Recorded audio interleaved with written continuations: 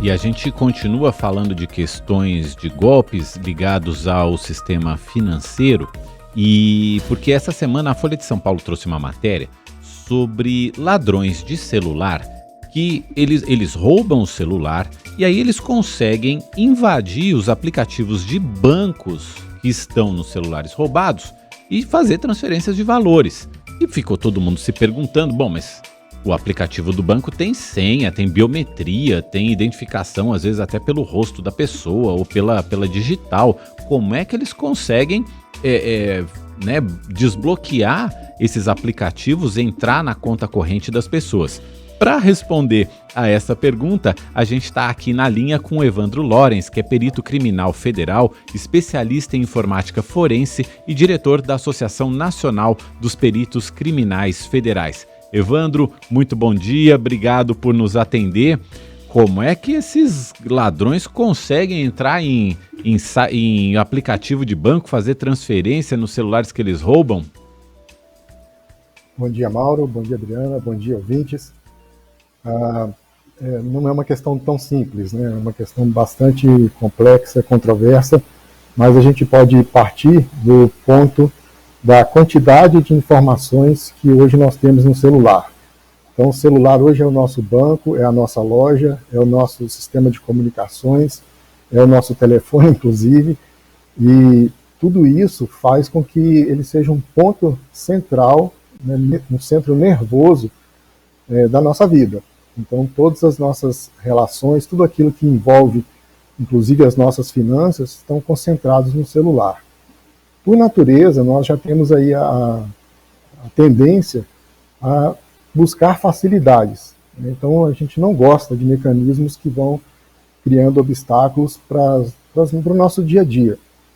E a segurança digital, ela exige, né, alguns mecanismos que às vezes impedem um acesso rápido. Né? Você tem que entrar com a senha, com reconhecimento facial. Então, uma digital, uma senha complexa. Então, tudo isso faz com que a gente não goste muito desses mecanismos. Os aplicativos, em contrapartida, eles costumam vir com uma configuração básica de segurança e permitir que essa configuração seja aperfeiçoada no sentido de dar mais segurança e menos facilidade para o usuário do aplicativo. Então, o que a gente vê é que, na verdade, as pessoas procuram, né, optar por facilidades. Então, quando esse celular é aberto, né, vamos pensar que o celular foi aberto, o e-mail lá já está aberto, outros aplicativos já estão abertos e aplicativos que exigiriam senha, exigiriam autenticação digital ou reconhecimento facial. Então, tudo isso já estaria, vamos dizer, aberto, livre para o usuário. Isso é o nosso dia a dia, a gente faz isso.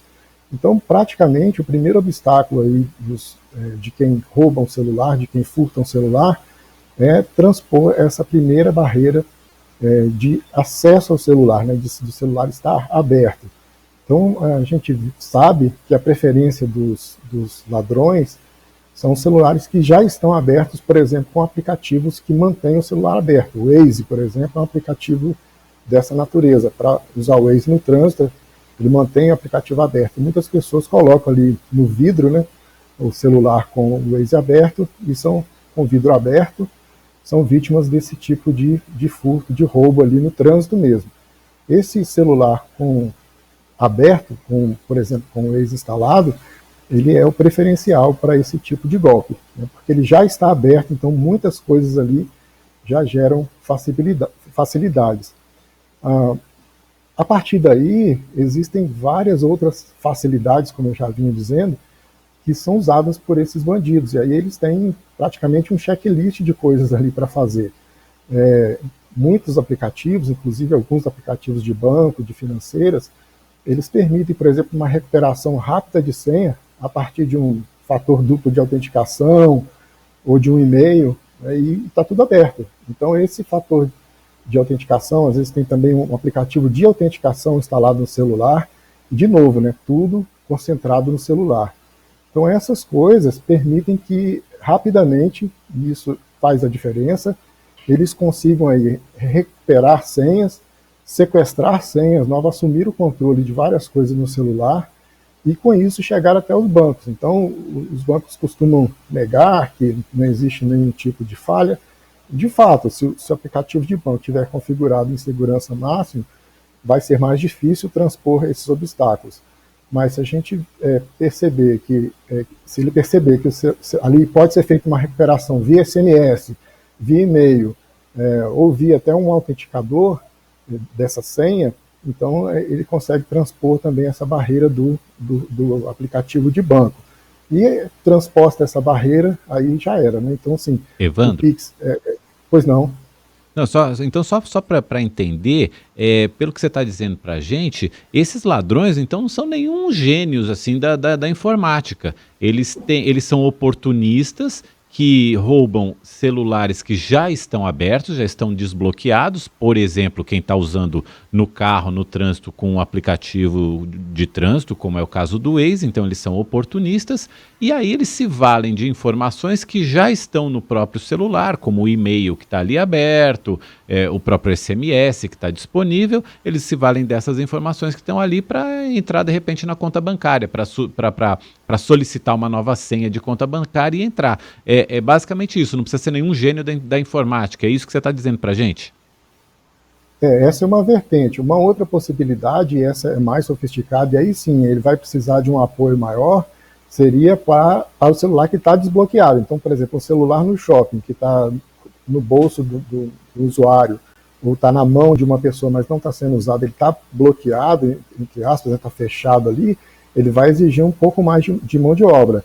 E aí a gente entra na área de um pouco mais de técnica, né? E aí, basicamente, são alinhadas as técnicas também que são usadas nos trabalhos da perícia, que é desbloquear um celular bloqueado. Então, uma das possibilidades por exemplo, usar ferramentas próprias para esse tipo de atividade. Outra, e aí essa é a mais séria, é a exploração de vulnerabilidades desses equipamentos que ainda não tenham sido reveladas a público, né, e que estejam só no submundo. Né? Então, assim, todo software, todo sistema, ele tem fragilidades. Isso aí é uma premissa da segurança digital, né? Ou seja, não existe nada 100% seguro. Então, todos os dias, e isso todo mundo é testemunha, os nossos aplicativos, o nosso celular, ele requer de nós atualização de software. E essa atualização, ela diz muito a respeito da segurança, ou seja, essa segurança vai sendo aprimorada dia a dia, porque não existe nada seguro. Então, são descobertas falhas que precisam ser corrigidas. Mas se as falhas não são trazidas ao fabricante, por exemplo, se elas ficam restritas a um grupo ou a grupos, elas podem ser exploradas e com isso, por exemplo, transpor uma barreira de segurança de bloqueio do aparelho. É o que a gente chama de vulnerabilidade dia zero, ou seja, ela não foi descoberta ainda, não teve nenhum trabalho do fabricante em cima, mas se explorada adequadamente, ela permite o acesso ao equipamento. Então essa é uma outra possibilidade que a gente considera. Claro. Evandro Lorenz, perito criminal federal, especialista em informática forense, está conversando aqui com a gente, falando sobre os ladrões que estão conseguindo abrir celulares, invadir aplicativos de bancos para fazer transferência de valores. Então, Evandro, para a gente fechar essa entrevista aqui, quais são os cuidados que a gente deve tomar? Porque existem essas duas possibilidades, né? O celular já está aberto, então o ladrão pega esse celular porque você já está usando ali o Waze, por exemplo, e tem o outro roubo que é mais específico, é tipo um criminoso que já tem um conhecimento maior e consegue abrir e acessar os nossos dados. O que a gente pode fazer concretamente para minimizar esses riscos? Basicamente, a primeira providência é a gente ter consciência de que a nossa vida está no celular. Então, a gente precisa trabalhar com a nossa própria concepção de segurança, no sentido de nos proteger mais e usar os recursos de segurança que são oferecidos da melhor maneira possível, porque a facilidade ela não combina muito com a segurança. Então, a gente precisa, às vezes, se submeter a um pouco mais de dificuldade para a gente mesmo acessar o equipamento, mas então essa consciência é necessária. Uma outra providência interessante é baixar no banco os limites de transações, ou seja, solicitar ao seu gerente que seus limites fiquem muito baixos para minimizar o risco em caso de uma situação dessa.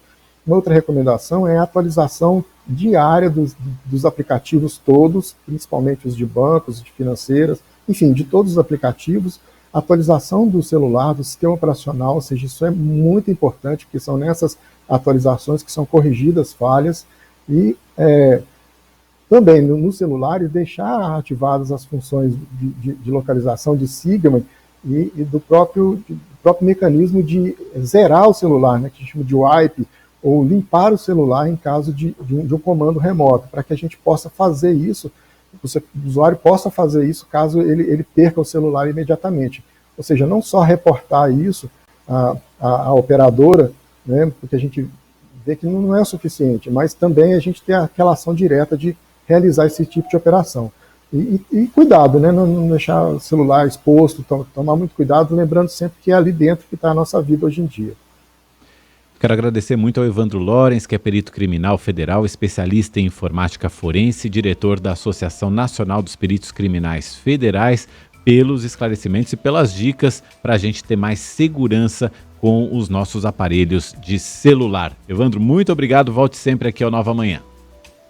Eu que agradeço, um abraço a todos, um bom dia a vocês e a todos os ouvintes.